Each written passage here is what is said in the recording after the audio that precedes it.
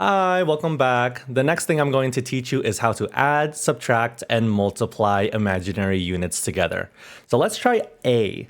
So it's generally the same thing as like combining like terms. So like if we had 5x plus 4x plus 3y, we would only be able to combine our like terms of x's and then just leave the y like that. We cannot combine x's and y's together. It's the same exact concept for imaginary units. So let's try A together. This one says 7 minus 6i minus 3 minus 6i. So let's go ahead and combine our 7 and our 3. So this says 7 minus 3. So 7 minus 3 is 4. And now we have a negative 6i minus a negative 6i. So whenever we're subtracting a negative number, that's the same thing as adding. So I'm just going to say minus 6i plus 6i. And what is negative 6i plus 6i? That is 0. So we're just left with 4. Let's try out B. B, same idea over here. I'm going to take, 13 minus, in parentheses, 2 plus 7i plus 5i.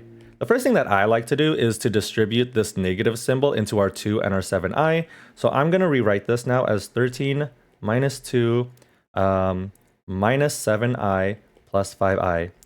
And then now let's combine our like terms. We have 13 minus 2. 13 minus 2 is just 11. And we have a negative 7i plus 5i. So that's going to become minus 2i.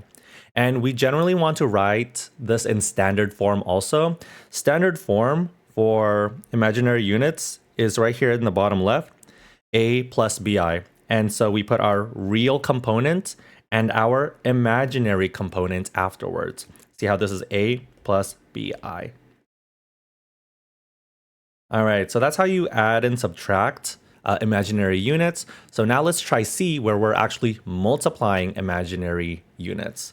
So here we have, in parentheses, 9 minus 2i times a negative 4 plus 7i. So this is the same exact thing as if we're trying to FOIL. So let's go ahead and FOIL this, okay? So 9 times negative 4 is going to give us a negative 36. So first, outer 9 times 7i is going to give us a positive 63i. And then now inner, negative 2i times negative 4 is going to give us a positive 8i. And then last, negative 2i times 7i is going to give us a negative 14i squared. Now this I squared is very important, okay? We'll get back to that in a bit. Let's go ahead and simplify what we got so far. We're just going to leave the negative 36. We can't combine that with anything yet. And then we have a plus 63i and a plus 8i, which is going to give us 63 plus 8 is 71. 71i. And then we have this minus 14i squared. So let's dissect this minus 14i squared.